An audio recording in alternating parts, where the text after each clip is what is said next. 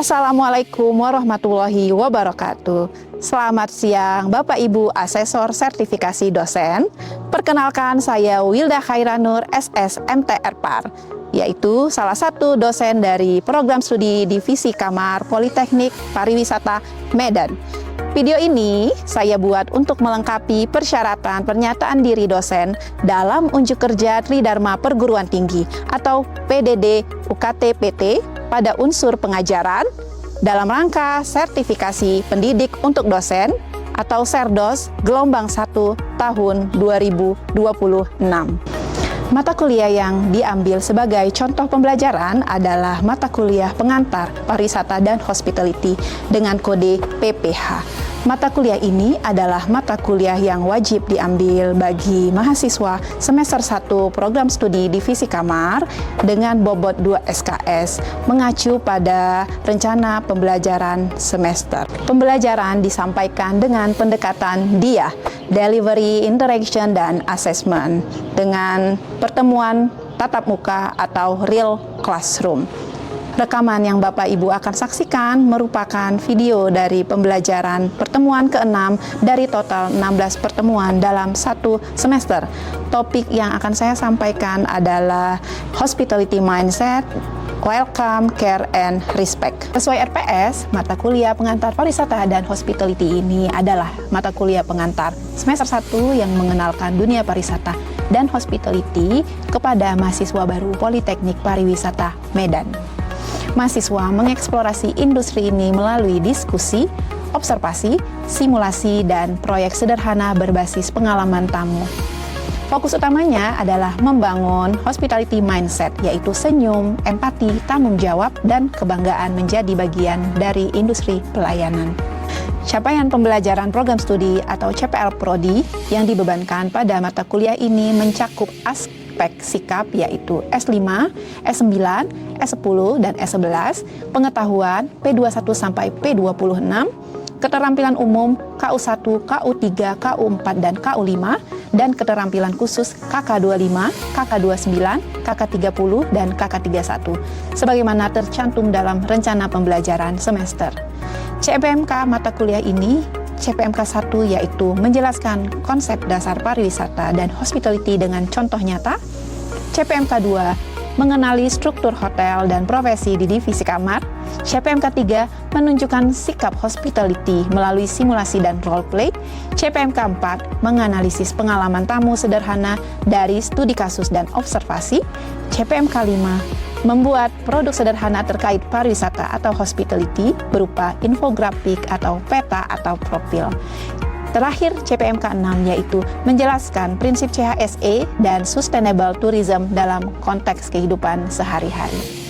Kemudian, sub CPMK pertemuan 6 sesuai RPS yaitu mahasiswa mampu menunjukkan sikap hospitality melalui simulasi pelayanan dengan penjabaran operasional yang menjadi fokus rekaman ini. Mahasiswa memiliki empati, kesabaran, dan tidak mudah menyerah dalam melayani tamu. Mahasiswa mampu menjelaskan prinsip welcome, care, and respect, serta service culture versus service biasa.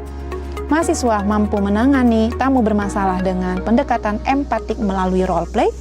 Mahasiswa memahami etika profesional atau Global Code of Ethics of Tourism sebagai landasan sikap kerja. Berikut pokok pembahasan yang disampaikan selama satu semester dengan pertemuan 6 sebagai materi yang direkam pada video ini. Pertemuan 1 yaitu definisi pariwisata dan hospitality. Pertemuan 2 ekosistem pariwisata mencakup 5 komponen yaitu atraksi, aksesibilitas, amenitas, akomodasi, dan aktivitas. Pertemuan ketiga yaitu klasifikasi hotel dan struktur organisasi hotel sederhana. Pertemuan 4 front office, housekeeping, laundry, yaitu fungsi 3 divisi utama divisi kamar. Yang kelima yaitu profesi di divisi kamar, jalur karir, dan skill yang dibutuhkan. Pertemuan 6 yaitu prinsip hospitality, welcome, care, and respect, service culture versus service biasa, yaitu materi yang direkam. Pertemuan 7 cross-cultural communication dalam pelayanan tamu. Pertemuan 8 ujian tengah semester. Pertemuan 9 customer journey. Pertemuan 10 komunikasi verbal, non-verbal, dan digital dengan tamu. Pertemuan 11 CHSE, Sabta Pesona dan Sustainable Tourism Sederhana. Pertemuan 12 Digital Tourism OTA, Contactless Service dan Tren Pariwisata Modern. Pertemuan 13 Kewirausahaan Pariwisata Bermodal Kecil. Pertemuan 14 Integrasi Materi, Proyek Akhir, Kelompok dan Galeri Walk. Pertemuan 15 Review Materi Semester dan Persiapan UAS. Dan terakhir yaitu pertemuan 16 Ujian Akhir Semester. Media pembelajaran yaitu modul ajar, slide presentasi PowerPoint, video atau audio dokumenter untuk proyek PJBL, template Canva, Google Classroom, serta akses platform OTA yaitu Traveloka atau Booking.com untuk benchmarking. Perangkat khusus pertemuan 6 yaitu LCD, laptop, video, prop sederhana, dan kertas kartu untuk menulis janji hospitality. Penilaian mata kuliah ini bersifat proses, terintegrasi setiap pertemuan dengan bobot per pertemuan yang berbeda-beda, ditambah ujian tengah semester dan ujian akhir semester sebagai evaluasi sumatif. Adapun komponen penilaiannya yaitu proses tugas mingguan, pertemuan 1-7, pertemuan 9-15 dengan bobot bervariasi setiap pertemuan. Indikatornya adalah contoh pertemuan 6, kualitas role play, empati, senyum, solusi oriented, dan keberanian mencoba. Komponen penilaian ujian tengah semester pertemuan 8 dengan bobot 20% yaitu indikatornya pilihan ganda, esai singkat, analisis ulasan TripAdvisor, kemudian komponen penilaian ujian akhir semester atau pertemuan 16 dengan bobot 30%, indikatornya adalah pilihan ganda, esai, analisis kasus, dan refleksi pribadi. Khusus pertemuan 6, bobot penilaian proses sebesar 10% dengan pengalaman belajar berupa diskusi, video inspirasi, role play tamu bermasalah, feedback dari observer, dan penulisan janji hospitality di kertas kartu yang ditempel di kelas. Kriteria penilaiannya adalah kualitas role play dilihat dari empati, senyum, dan orientasi, solusi, serta keberanian mencoba meski belum sempurna. Sesuai RPS, metode pembelajaran pertemuan 6 adalah experiential learning dipadukan dengan role play dan student centered learning atau SCL. Dipilih agar mahasiswa tidak hanya memahami konsep welcome, care, respect secara teori, tetapi juga merasakan langsung penerapannya melalui simulasi. Berikut adalah cuplikan rekaman proses pembelajaran pertemuan 6 yang berlangsung di kelas. Baik, Assalamualaikum warahmatullahi wabarakatuh. Waalaikumsalam warahmatullahi wabarakatuh. Selamat pagi semuanya. Pagi Bu. Apa kabar? Baik ya. Sebelum masuk ke perkuliahan, saya akan absen dulu ya. Yang pertama di sini ada Miftahul Khairunisa. Hai. Kemudian Sinti Krinta Perbina Barus. Ada. Kemudian Bunga Ashifa. Ada. Kemudian Najwan. Ada. Novita Widiati. Ada, kemudian Norma Sinurat, ada yang terakhir Ihsan. Ya, baik. Semuanya dalam keadaan sehat. Sudah sarapan ya? Sudah. Ada yang belum sarapan? Nah, si Ihsan mungkin ya. Oke, lanjut ya. Kita lihat. Pelajaran hari ini adalah berjudul Hospitality Mindset, yaitu senyum, empati, dan hati ya. Mata kuliahnya adalah pengantar pariwisata dan hospitality. Oke, next. Tujuan pembelajarannya yang pertama, menumbuhkan empati, kesabaran, dan ketekunan dalam melayani tamu ya. Kemudian menjelaskan prinsip welcome, care, respect dengan tepat. Lanjut, menangani tamu yang bermasalah menggunakan pendekatan empatik. Yang terakhir, memahami bahwa hospitalitas berasal dari hati ya, bukan dibuat-buat. Bukan sekedar kepatuhan terhadap aturan ya. Next, lanjut.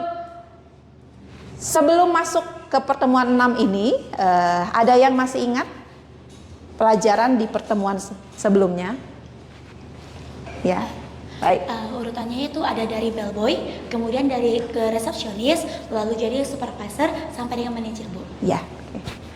Lanjut ya. Ini dia pertemuan, kita review pertemuan 5, yaitu profesi divisi kamar. Tadi si Norma sudah menjawab bahwa jalur-jalur dari karir di hospitality ya, tepatnya di divisi kamar ya. Apa aja tadi? Iya. lalu supervisor sampai dengan manajer. Baik. Bagus ya, Norma masih ingat. Ini kira-kira gajinya ya. Kita hanya mengulang pertemuan sebelumnya. Kira-kira gaji divisi kamar di tahun 2026, front office 3-4 juta, supervisor 5-7 juta, manajer sampai 15 juta. Kemudian housekeeping sampai 3,5 juta.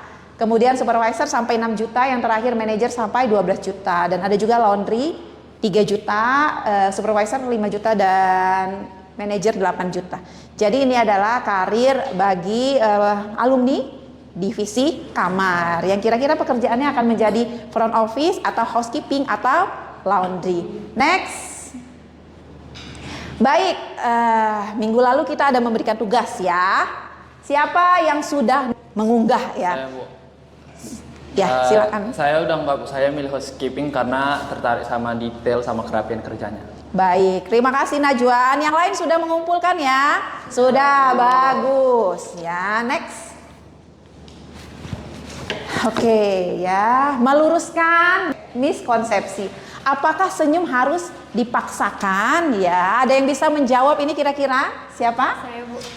Kepada Novita silahkan. Menurut saya kalau senyumnya dipaksakan, tamu juga bakal mengetahui kalau kita tidak tulus. Baik, ya, senyum itu tidak bisa dipaksakan ya. Ketika kita senyum terpaksa pura-pura, tamu akan tahu bahwa senyum itu tidak tulus ya. Hospitalitas sejati tidak berasal dari kewajiban. Kemudian senyum dipaksakan terasa palsu dan mengganggu tamu. Lalu hospitalitas sejati lahir dari ketulusan dan empati. Ya, kira-kira begitu ya. Masih bisa senyum? Masih bisa. Semuanya bisa senyum ya. Kita lihat si Bunga dulu senyumnya bagaimana. Malu-malu dia. Si Cindy Sang ya. Cindy? Gitu ya. Kira-kira seperti itu senyumnya, masih bisa senyum. Bagus kalau masih bisa senyum ya. Next, lanjut. Kemudian tadi apakah senyum harus dipaksakan? Yang kedua, apakah artinya hospitality atau hospitalitas menuruti semua permintaan tamu gitu ya? Silahkan dijawab. Menurut saya tidak juga, Bu, karena Ya. permintaan yang memang tidak mungkin dipenuhi, misalnya di luar aturan hotel, Bu. Di luar aturan hotel, benar. Jadi nggak semua permintaan tamu bisa dituruti ya. Nggak semua permintaan tamu bisa dituruti, apalagi yang tidak bisa tidak sesuai dengan peraturan hotel. Salah satunya misalnya mau titip durian gitu ya, boleh nggak gitu titip durian? Nah, di peraturan hotel tidak boleh membawa durian. Nah, karena dia pejabat, boleh nggak gitu kira-kira? Nggak boleh. Next ya. Jadi tidak, hospitalitas bukan penurutan buta, menolak. Nah, kita bisa menolak dengan ramah dan profesional, menjelaskan batasan dengan sopan ya. Walaupun kita menolak, tetap harus sopan ya. Tamu tetap merasa dihormati. Next, ya. Nah, lanjut. Di sini ada 3 pilar hospitality. Yang pertama apa? Oke, welcome. Kemudian care dan respect ya, respect ya. Welcome artinya menyambut ya, pintu masuk pertama, kemudian senyum yang tulus tadi ya, bukan senyum yang dipaksakan, kemudian membuka hubungan ya, bukan hubungan yang lain ya, tapi membuka hubungan yang baik gitu ya. Kemudian care merawat ya, perhatian tulus, mendengarkan kebutuhan dan kenyamanan tamu. Yang terakhir respect, menghormati ya, penghargaan, martabat, menghormati privasi dan sinergi ketulusan ya. Jadi 3 pilar ini harus berjalan secara sinergi, tidak boleh hanya salah satu saja. 3-tiganya harus berurutan. Lihat ya, 3 pilar bekerja secara sinergi. Tanpa welcome tak terasa hangat, tanpa care terasa hampa, tanpa respect tak terasa tulus. Next, ya paham ya sampai sini. Yang pertama ini dia pilarnya, yaitu welcome, menyambut dengan tulus ya. Coba dibaca Ihsan. Yang pertama, senyum yang tulus dan natural atau senyum sejati. Yang kedua, sapaan hangat atau ketiga kontak mata atau menunjukkan perhatian. Baik, ya kontak mata. Ya. Kalau ngomong harus sama-sama saling melihat. Oke, ngomong tapi matanya entah kemana-mana. Bisa gitu? Bisa. Tidak. Bisa Isan? Tidak. Bisa. Oh, tidak bisa ya. Next, lanjut. Ada pertanyaan kira-kira sampai sini? Kalau menurut saya Bu, tulus itu disertai kontak mata dan fokus ke tamu. Jadi kalau misalnya formalitas itu bisa jadi dia main HP atau mengerjakan yang lain. Oke, jadi kalau ngomong, tapi lawan kita lah ya, pengalaman pribadi, kita bicara, kemudian teman kita main HP, itu rasanya tidak nyaman. Apalagi tamu yang harus dihormati, ya. Lanjut next. Praktik welcome yang keliru versus yang tepat, ya. Senyum, kontak mata, sapaan, dan perbandingan, ya. Ini dia perbandingannya. Kalau yang keliru, ya, yang keliru senyumnya dipaksakan, itu tadi ya, katanya si Bunga, benar kata si Bunga, senyumnya dipaksakan, matanya sibuk lihat HP, kemudian tanpa kotak mata, sapaan monoton seperti tugas ini, halo, selamat pagi, ya gitu, nggak bisa, ya. Next, yang benar adalah senyum yang tulus, kemudian kotak mata penuh, sapaan personal, ya, tulus, lalu postur tubuh yang terbuka atau menyambut. Baik, yang kedua ya. Jadi di sini ada pilar yang kedua, care. Care adalah mendengarkan, memahami dan membantu ya. Di sini ada mendengarkan aktif, kemudian memahami kebutuhan dan membantu dengan hati. Di kelas ini apakah ada yang punya pengalaman diperhatikan atau tidak diperhatikan dengan baik? Saya Bu. Ya, Jadi Najwan silahkan. Ya, jadi kemarin saya pernah nginap di salah satu hotel dan saya itu memang alergi udang, seafood gitu. Terus pas saya check-in saya bilang kalau saya itu memang alergi udang atau seafood dan mereka care terhadap itu, jadi orang tuh kayak langsung nggak ngasih itu gitu Bu. Oke, jadi paham ya, care, memahami. Setelah mendengar, memahami, kemudian membantu ya. Mendengar bahwa si Najwan tidak bisa makan udang. Memahami Najwan tidak bisa makan udang karena alergi. Yang terakhir membantu supaya Najwan tidak diberikan udang gitu ya. Next, lanjut. Ada pertanyaan sampai sini kira-kira? Tidak ada. Ya. Praktik care yang keliru dan yang tepat ya. Keliru tadi menjawab seadanya, tidak boleh kalau tamu bertanya di mana toiletnya, jawabnya cuman di sana gitu ya, tidak boleh. Kemudian harusnya menanyakan kebutuhan secara proaktif. Oh, di sebelah sana. Nah, ada yang perlu dibutuhkan gitu ya. Lanjut, tidak mengingat nama tamu, tidak melakukan tindak lanjut. Yang terakhir responnya standar ya. Standar-standar aja. Kalau kita ke hotel berarti kan kita butuh dilayani, dihormati dengan baik. Kalau enggak kita ngapain nginap di hotel ya? Nginap saja di misalnya homestay, bukan homestay ya, tapi hotel yang kecil-kecil saja. Apa sih bahasanya itu? Motel gitu ya, oyo. Hotel, tidak perlu, kita tidak terlalu butuh itu. Next, ini yang benar. Mengingat nama, kemudian melakukan tindak lanjut ketika mereka membutuhkan. Yang terakhir peduli pada detail kecil ya. Yang ketiga respect ya, menghormati setiap tamu ya. Baik, ini saya mau tanya juga lagi. Kira-kira kenapa perlu untuk menghormati tamu yang VIP ataupun yang budgetnya terbatas? Silahkan kembali Norma. Karena semua tamu itu berhak untuk dihormati dan itu juga menunjukkan sikap profesionalisme kita sebagai staf. Baik, bagus ya. Jadi Norma sudah paham bahwa sebagai petugas ya atau pelayan ya, siapapun orangnya tetap harus dihormati. Menghormati privasi yang pertama, menjaga kerahasiaan tamu ini penting ya. Kemudian yang kedua itu tadi jawaban si Norma ya, tanpa diskriminasi. Yang terakhir memberikan apresiasi yang tulus, ya, memberikan penghargaan atas kepercayaan tamu. Next, ini dia praktik respect yang benar dan yang salah. Ya, yang benar bagaimana Ihsan? Bersikap ramah kepada semua tamu, memberikan perhatian yang seimbang, menghargai setiap tamu sebagai individu yang berharga tanpa memandang status. Baik, ya. Kalau yang tepat bagaimana Miftah? Yang tepat bersikap sama ramah kepada semua tamu, memberikan perhatian seimbang, menghargai setiap tamu sebagai individu berharga tanpa memandang status. Baik, tanpa memandang status itu kuncinya. Nah, kita lanjutkan. Ini dia perbedaan antara servis biasa dan hospitality. Kalau servis biasa ini cuman ini tugas saya gitu ya. Tapi kalau hospitality ini kehormatan saya. Kemudian check-in selesai. Kalau hospitality check-in dengan sapaan yang hangat ya. Baik, terima kasih. Silahkan datang kembali ya Bapak atau Ibu gitu ya. Ini bisa dibaca ya sampai bawah. Next. Kode etik pariwisata dunia. Ada 5 prinsip ya, dasar perilaku profesional. Yang pertama adalah bersikap jujur, tidak curang ya. Kemudian tanggap kepada kebutuhan tamu. Kemudian menepati janji dan komitmen. Yang keempat, mengenali batas kemampuan.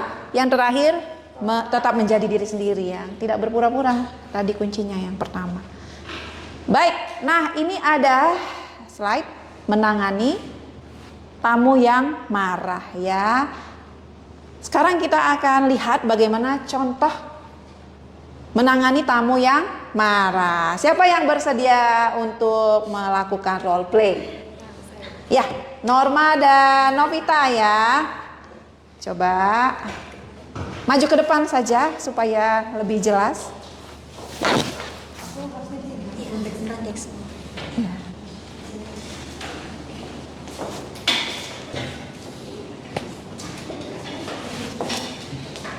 Halo siang.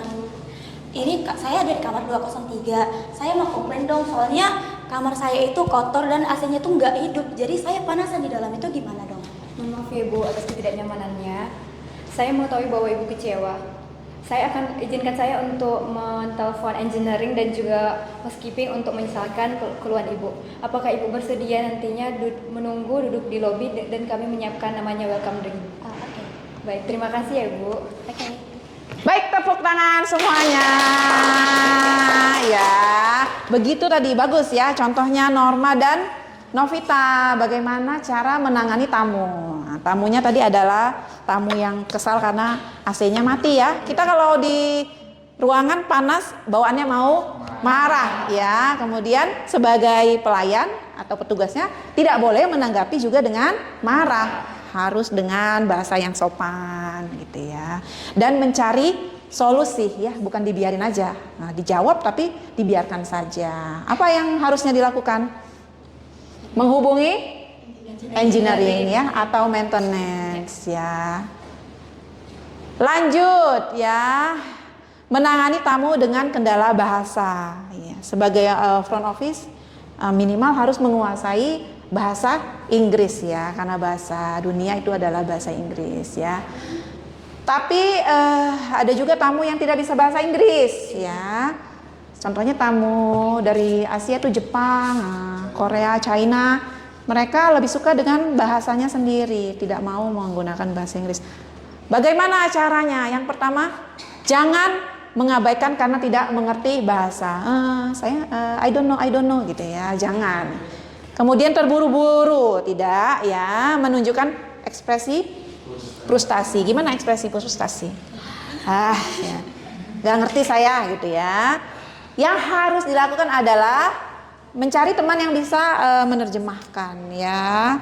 Atau kalau zaman sekarang sudah ada dari Google Translate ya, atau AI yang bisa ngomong langsung, menerjemahkan langsung gitu ya. Gunakan gambar atau gesture, ya itu yang ketiga, aplikasi penerjemah. Sudah banyak sekarang, jadi seperti AI yang ngomong langsung, Gemini ada ya, tinggal ngomong langsung diterjemahkan. Lakukan bersabar dan tetap ramah ya, jangan stres kelihatannya.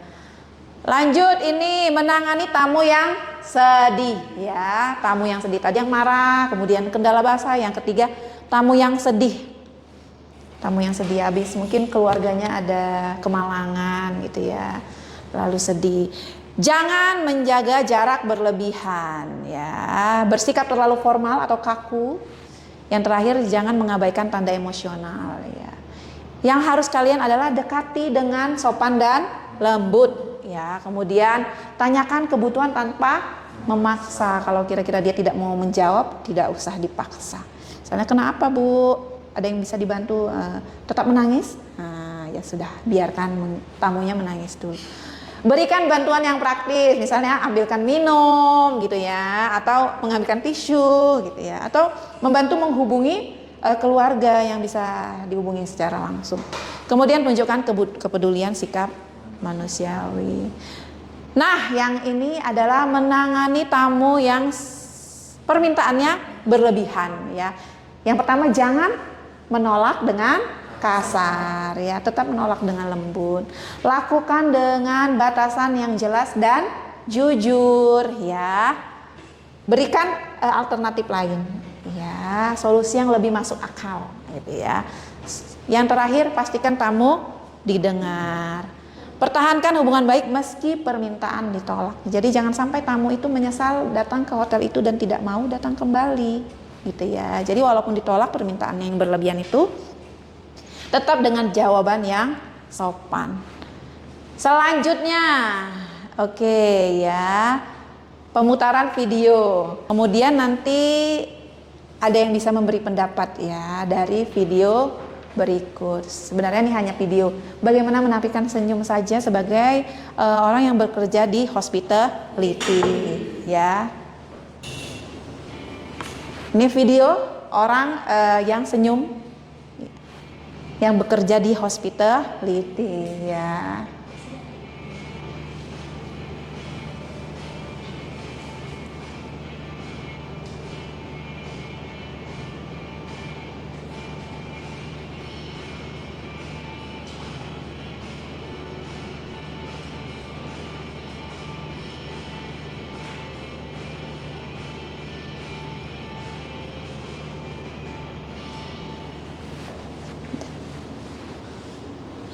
Sudah tadi sama-sama kita tonton videonya. Kira-kira susah nggak kalau senyum itu tadi? Tidak ya. Oke, apa keistimewaan dalam video itu tadi? Pendapatnya? Senyum yang tulus ya, benar. Itu pelajaran kita yang pertama tadi, senyum yang tulus ya. Apakah sulit menerapkannya? Tidak ya. Bagaimana menerapkannya sehari-hari? Ya, senyum dengan tulus ya. Ketika bertemu dengan tamu. Oke, next.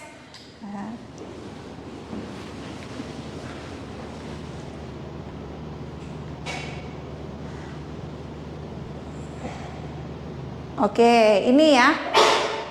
Selanjutnya saya mau bertanya sebelum menutup pertemuan ke-6 ya. Pertanyaannya adalah membedakan servis VS ya versus hospitality menurut pengalaman kalian ya.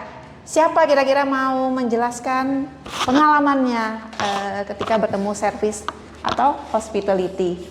Baik, silakan Najwan lagi. Kalau servis itu biasa menyelesaikan tugas Bu, tapi kalau misalnya hospitality itu melakukan tugas lebih, misalnya kayak nanya ke tamu gimana keadaannya, nyaman gak di hotelnya gitu Bu. Oke, itu ya. Lebih peduli. Jadi paham ya bedanya antara servis biasa dan hospitality. Lanjut, ini sudah tadi sudah dicontohkan oleh Norma dan juga Novita. Nah, ini ya, nanti kalian bisa menuliskan di buku kalian masing-masing apa itu janji hospitalitas pribadi ya. Contohnya Smile Pure ya, menaati semua tamu sebagai pemimpin ya, tapi tetap dengan batasan-batasan. Oke, hasil janjinya ditempelkan di papan kelas sebagai pengingat bersama. Ini untuk pertemuan berikutnya saja. Yang terakhir, oke, kalian buatkan tugas bagaimana pengalaman pelayanan yang berkesan ya. Boleh ditambahkan pengalaman pelayanan yang tidak baik ya. Kalau tadi sudah dijawab oleh Najwan, tapi saya mau dengar dari kalian semua nanti di pertemuan berikutnya. Terima kasih ya. Kira-kira ada pertanyaan dari sini? Dari pertemuan ke-6? Paham ya semuanya ya? Paham. Jadi sudah kita bahas apa saja yang menjadi ciri khas hospitality gitu ya. Tadi apa saja ada? Yang pertama, welcome. Yang kedua? Yang ketiga? Respect. Sebagai penutup, jangan lupa untuk mengumpulkan tugas yang sudah saya berikan. Jika tidak ada pertanyaan, semoga kalian paham untuk pelajaran hari ini. Sampai ketemu di pertemuan 7, pertemuan berikutnya. Assalamualaikum warahmatullahi wabarakatuh.